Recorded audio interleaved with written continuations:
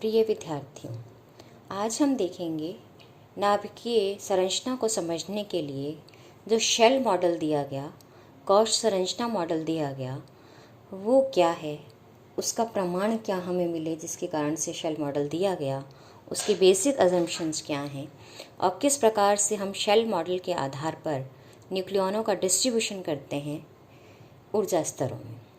तो सबसे पहले हम देखने जा रहे हैं कि नाभिकीय कोश संरचना का प्रमाण क्या है कि नाभिक में भी शेल्स होते हैं, बिल्कुल उसी तरह जिस तरह के हमारे पास जब हम परमाणुीय संरचना की बात करते हैं तो हम कहते हैं नाभिक में चारों ओर इलेक्ट्रॉन विभिन्न कक्षाओं में चक्कर लगा रहे हैं, यानी इलेक्ट्रॉनों का जो है वो शेल्स में डिस्ट्रीब्यूशन है।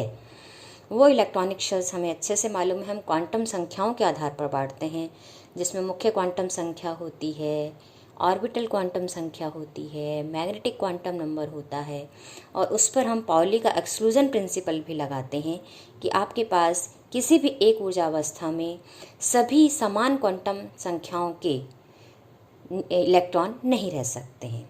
तो जिस प्रकार से हम गिवन n के लिए l को डिफाइन करते हैं और l के कॉरस्पॉन्डिंग में n को डिफाइन करते हैं और उस आधार पर हम इलेक्ट्रॉनों का वितरण करते हैं दी हुई कक्षाओं में, उसी तरह से आज हम देखना चाहेंगे कि किस तरह से हम न्यूक्लियॉनों के लिए ये काम कर सकते हैं। लेकिन इसके लिए पहले हमें प्रमाण मिलना चाहिए कि आपके पास नाभिक में भी कोश संरचना संभव है।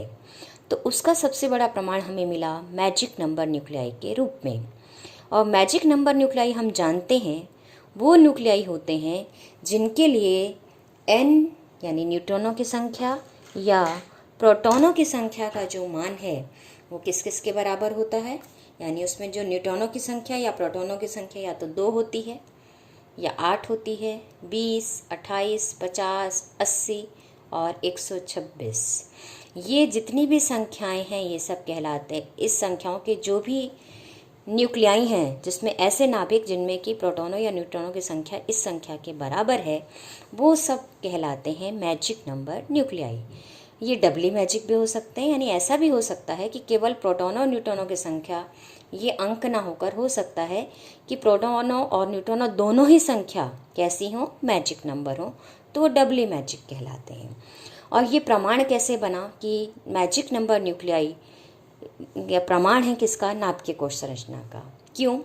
क्योंकि अगर हम ऐसी संरचना को माने जिस पर कि ये कोश समाप्त होते हैं, यानी कि क्लोज पैक स्ट्रक्चर मिलता है, तो उसकी कुछ ना कुछ विशेषताएं हमें देखने को मिलनी चाहिए।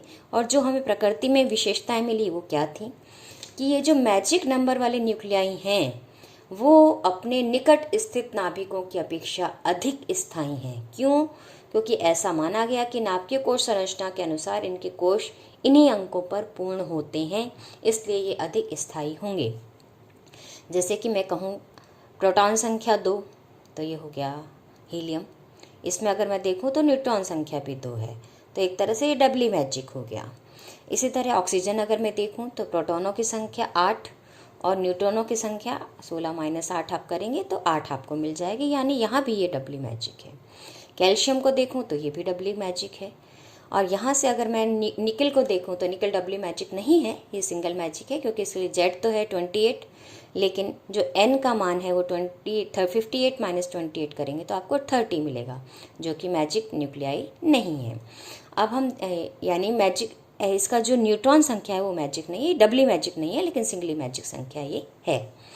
इसी तरह ये जो आपके पास टिन है ये भी डबली मैजिक नहीं है, लेकिन लेड जो है वो डबली मैजिक है।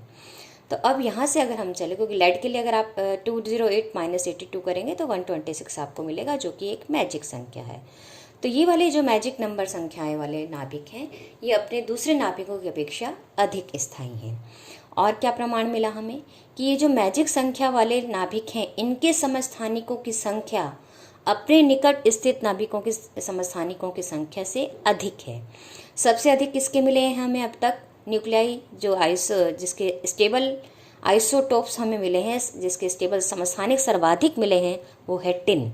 इसके सर्वाधिक न्यूक्लियाई हमें कितने मिले हैं, स्टेबल आइसोटोप्स कितने मिले हैं, 10।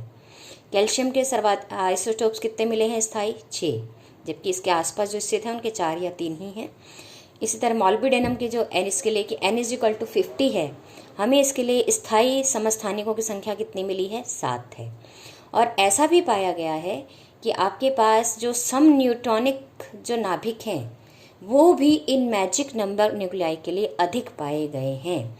जैसे कि अगर मैं बात करूं तो n इज इक्वल टू 20 और 28 के लिए सम न्यूट्रॉनिक नाभिकों की संख्या 5 पाई गई है, और n इज इक्वल टू 50 के लिए सम न्यूट्रॉनिक नाभिकों की संख्या 7 मुझे मिली है, जो कि इसके आसपास वाले जो मैजिक नंबर न्यूक्लियाई नहीं हैं उनकी अपेक्षा काफ़ी अधिक है।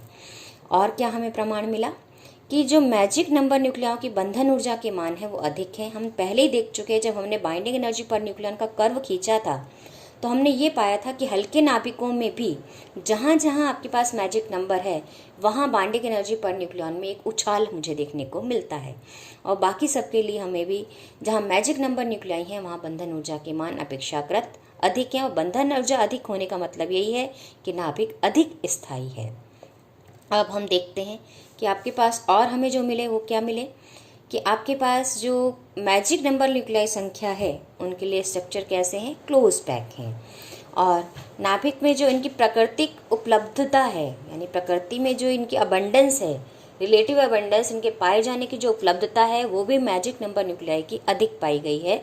जैसे कि स्ट्रॉन्शियम की अगर मैं कहूँ तो उसकी जो मुझे मिली है उपलब्धता वो मिली है 82.56%, और बेरियम की मिली है 71.6%, और सीरियम की मिली है मुझे 88.48%, जो कि बहुत अधिक है। सीरियम में अगर मैं देखूं, स्ट्रॉन्शियम में अगर मैं देखूं तो ये है आपके पास N50, बेरियम में देखूं तो N है 82, और सीरियम में अगर देखूं तो नाइट्रोजन की संख्या है 82 इसमें भी। यानी कि ये सब न्यूक्लियाई कैसे हैं? मैजिक नंबर न्यूक्लियाई हैं। और जनरली भी ऐसा पाया गया है जो मैजिक नंबर न्यूक्लियाई हैं उनकी रिलेटिव अबंडेंस यानी प्रकृति में जो उपलब्धता पाई गई है वो 60% से अधिक ही है, जो कि सामान्य नाभिकों के लिए नहीं मिलती है। अब हम और देख रहे हैं इसके प्रमाण हमें और क्या क्या मिले हैं। तो ये है कि प्रत्येक हम देखते हैं कि रेडियो एक्टिव श्रेणी जो नेचुरल हमें मिली हैं वो 4 हैं, और जो प्रत्येक प्राकृतिक नेचुरल रेडियो एक्टिव सीरीज़ है वो एक ही स्थायी नाभिक पर या उसके समस्थानिक पर जाके समाप्त होती है, वो है लेड। और लेड कैसा नाभिक है? एक मैजिक नंबर न्यूक्लियाई है, क्योंकि एन के लिए, लेड के लिए अगर मैं देखूं तो प्रोटॉनों की संख्या 82 है, न्यूट्रॉनों की संख्या 126 है, यानी कि ये एक मैजिक नंबर न्यूक्लियाई है। और ये रेडियोएक्टिव श्रेणी कौन कौन सी हैं? 4 मेन रेडियोएक्टिव श्रेणी, जो कि मैंने आपके लिए एक PDF भी डाली थी। यूरेनियम श्रेणी है, एक्टिनियम श्रेणी है, नेपच्यूनियम श्रेणी है, और थोरियम श्रेणी है। ये चारों ही नेचुरल श्रेणीज जो हैं लेड पर जाकर या उसके समस्थानिक पर जाकर समाप्त हो रही हैं। तो इसका मतलब कि जो मैजिक नंबर न्यूक्लियाई हैं वो कैसे हैं? स्टेबल हैं। अब मैजिक नंबर न्यूक्लियाओं का जो न्यूट्रॉन क्रॉस सेक्शन पाया गया है वो बहुत कम पाया गया है, जबकि जो ऐसे न्यूक्लियाई जिनका जो न्यूट्रॉन या प्रोटॉनों की संख्या या तो मैजिक नंबर न्यूक्लियाई से कम है या मैजिक नंबर से अधिक है, उनके लिए न्यूट्रॉन अब्जॉर्प्शन क्रॉस सेक्शन का पाया गया है? अधिक पाया गया है। तो यानी कि ओवरऑल अगर मैं ये कहूँ कि इसका मतलब जो न्यूट्रॉनों का जो अब्जॉर्प्शन है वो इन नाभिकों में ज़्यादा होता है बजाय किसके? मैजिक नंबर न्यूक्लियाई के।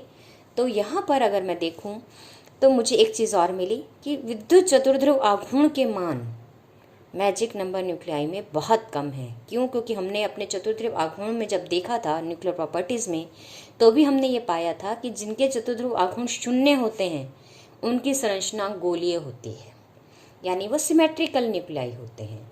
और जिनके लिए Q ग्रेटर देन 0 होता है, यानी जिनके चतुर्ध्रुव आघूर्णों का मान अधिक होता है, उनके लिए जो स्ट्रक्चर होता है वो प्रोलेट हो जाता है, यानी अंडाकार हो जाता है, जो कि यहाँ हमें दर्शाया गया है मैंने। और अगर जिनके चतुर्ध्रुव आघूर्णों के मान 0 से कम हैं, 0 नहीं है, 0 से कम है, यानी ऋणात्मक हैं, उनका भी मुझे क्या मिल जाता है? शेल जो है स्फेरिकल नहीं होता है, उनकी संरचना गोलीय नहीं होती है, वो ऑब्लेट हो जाती है। तो इसके नाभिकों के मान लगभग चतुर्ध्रुव आघूर्णों के मान मैजिक नंबर न्यूक्लियाई के लगभग 0 ही पाए गए हैं, नगण्य पाए गए हैं। इसलिए ये ऐसा पाया गया कि इसका मतलब इनकी संरचना कैसी होनी चाहिए? गोलीय होनी चाहिए। ये सममित संरचना इनकी होनी चाहिए। और बीटा क्षय में भी जो मैजिक नंबर वाले न्यूक्लियाई हैं वो हाई एनर्जी को दर्शाते हैं, और बीटा डिके उन्हीं में ही होता है जो अस्टेबल है। तो इसका मतलब आपके पास इनके बीटा डिके की ऊर्जा के बहुत अधिक मान हैं, इसका मतलब इनके बीटा डिके के लिए हमें ऊर्जा अधिक देनी पड़ेगी, जो कि संभव नहीं है, यानी ये स्थायी है।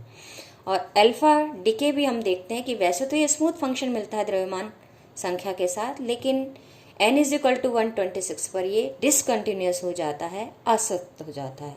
तो ये सारे जो हमने अभी डिस्कस किए, ये सारे ये बताते हैं कि मैजिक नंबर न्यूक्लियाई अधिक स्थायी हैं अपने निकट स्थित नाभिकों से, दूसरे नाभिकों से। इसका मतलब मैजिक नंबर न्यूक्लियाई वो न्यूक्लियाई हैं जहाँ पे शेल क्या होना चाहिए, क्लोज्ड हो जाना चाहिए। तो इसलिए क्योंकि इलेक्ट्रॉनिक स्ट्रक्चर में भी हम देखते हैं कि जो इनर्ट एलिमेंट्स हैं, आर्गन है, नियॉन है, क्रिप्टॉन है, जिनॉन है, वो उनके लिए भी इलेक्ट्रॉनिक स्ट्रक्चर कैसे हो जाते हैं, क्लोज हो जाते हैं। क्लोज स्ट्रक्चर हैं, क्लोज पैकिंग है, क्लोज स्ट्रक्चर हैं वो, जिसमें कि 2, 8, 18 यानी कि वहाँ पे इलेक्ट्रोस्टैटिक शेल कंप्लीट हो जाते हैं तो इनर्ट हो जाते हैं। तो अब यहाँ पर इसीलिए हम कहते हैं कि जो मैजिक नंबर न्यूक्लियाई हैं वहाँ पर भी हमारे शेल क्या हो जाने चाहिए, कंप्लीट हो जाने चाहिए। अब हम देखते हैं, ये तो थे मेरे पास प्रमाण। अब हम देखते हैं कि इसके एजम्पशंस क्या हैं। तो पहला एजम्पशन जो कोश संरचना का माना गया वो क्या माना गया कि जैसे परमाणुओं में इलेक्ट्रॉनों की कोश संरचना होती है, वैसे ही नाभिकों की नाभिक में न्यूक्लियनों की कोश संरचना होनी चाहिए, शेल्स में वितरण होना चाहिए न्यूक्लियनों का भी। जैसे कि हम जानते हैं कि जो कोश परमाणु में 2, 8, 18 पे पूर्ण होते हैं वो स्टेबल होते हैं, क्लोज स्ट्रक्चर होते हैं, नट गैसेस होती हैं, उसी तरह एन और जेड के अंक मैजिक होने पर क्लोज शेल हमें मिलने चाहिए। और क्लोज शेल पूर्ण होने पर जो होगा, शेल पूर्ण हो जाएगा, जब शेल कंप्लीट हो जाएगा तो उसकी ऊर्जा न्यूनतम हो जाएगी, और न्यूक्लियन की यानी न्यूक्लियन न्यूनतम ऊर्जा अवस्था में होगा, जो कि स्थायी अवस्था होती है। तो नाभिक कैसा होगा, स्थायी होगा। प्रत्येक न्यूक्लियन कैसा है, एक स्वतंत्र कण है और अपनी नाभिकीय कक्षा में ही घूम रहा है, आपके नाभिकीय कोश में ही घूम रहा है। और क्या माना गया कि प्रत्येक न्यूक्लियन दूसरे न्यूक्लियनों से जो फोर्स फील्ड बन रहा है उसके अंतर्गत ये गतिमान है, और ये एवरेज फोर्स फील्ड जो है सभी न्यूक्लियनों के लिए समान है। और हमने क्या माना कि प्रत्येक कोश में जो न्यूक्लियन है वो सिंगल इलेक्ट्रॉन के रूप में नहीं है, वो पेयर वाइज डिस्ट्रीब्यूटेड है। और पेयर वाइज यानी 2 न्यूट्रॉन 2 प्रोटॉन, अब यहाँ पर अगर हम देखें तो 2 प्रोटॉन या 2 न्यूट्रॉन एक साथ जैसे आ रहे हैं, जैसे कि हमने फर्मी मॉडल में भी देखा था, लेकिन उन दोनों का जो स्पिन है, एक की अप है तो दूसरे की डाउन है, यानी दोनों की क्वांटम अवस्था समान नहीं है, यानी कि पाउली के अपवर्जन नियम का पालन वहाँ पर हो रहा है। अब हम देखें तो न्यूक्लियनों के वितरण के लिए वही हमने माना कि मुख्य क्वांटम संख्याएं भी होंगी, यानी मेन शेल्स भी होंगे और उनके अंदर सब शेल्स भी होंगे, और उन सब शेल्स के अंतर्गत प्रत्येक स्तर में उप स्तर भी होंगे और उनका एनर्जी डिस्ट्रीब्यूशन भी अलग अलग होगा। यानी प्रत्येक NL के मान के जो अपृष्ठता होगी वो 2l+1 के होगी, और प्रोटोन और न्यूट्रॉनों के लिए मान, क्योंकि एक में 2 रह सकते हैं तो ये कितनी हो जाएगी, 2 × 2l+1 के बराबर हो जाएगी। अब यहाँ तक अगर मैं देखूँ तो जो ये शुरुआत में जो शेल मॉडल दिया गया था उसमें यहाँ तक ही परिकल्पनाएं थी। यहाँ पर एक चीज़ छोड़ी गई थी, और वो क्या छोड़ी गई थी वो हम बाद में देखेंगे।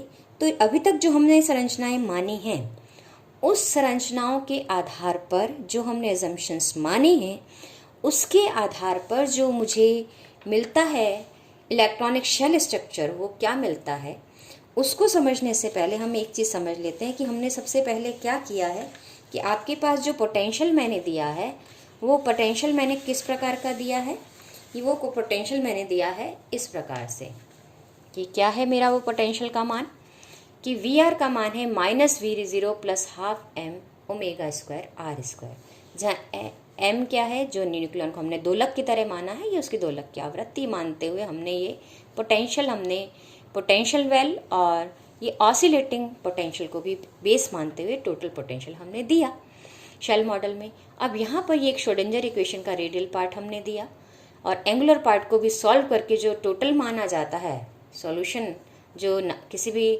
नाभिक के लिए मुझे मिलता है वो क्या मिलता है, रेडियल पार्ट और एंगुलर पार्ट का सॉल्यूशन। और इसको जब मैं सॉल्व करती हूँ तो मुझे ऊर्जा क्या मिलती है, lambda plus 3/2 h cross omega के बराबर, जहाँ लैम्डा क्या है 2n प्लस l माइनस 2, जहाँ n क्या मिला मुझे, एक इंटीजर 1 2 3, l क्या मिला 0 1 2 3, और किस ऊर्जा के कॉरस्पॉन्डिंग होगा, ये जो ऊर्जा है वो किसके कॉरस्पॉन्डिंग है, या लैम्डा के कॉरस्पॉन्डिंग है। तो लैम्डा के मान क्या क्या होंगे, 0 1 2 3 होंगे। इन सब ये जो इक्वेशन है ये इसको सेटिस्फाई करती है, क्योंकि यहाँ पे एनर्जी फंक्शन आ रहा है।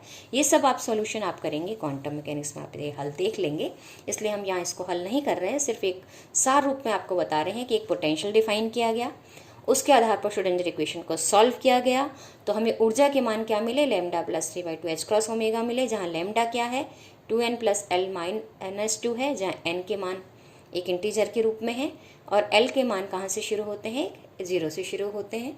तो इन सबको आधार मानते हुए, यानी कि हमने एल एस कपलिंग वहाँ पर नहीं मानी है, तो जब हम एल एस कपलिंग को नहीं मानते हैं तो मुझे क्या इलेक्ट्रॉनिक स्ट्रक्चर देखने को मिलता है। तो यहाँ पर मैंने दिखाया है लैम्डा का मान, यहाँ उसके कॉरस्पॉन्डिंग ऊर्जा यानी lambda plus 3/2 h cross omega इकाई में है ये, और एन और एल का कॉम्बिनेशन है जो मुझे लैम्डा का मान देगा।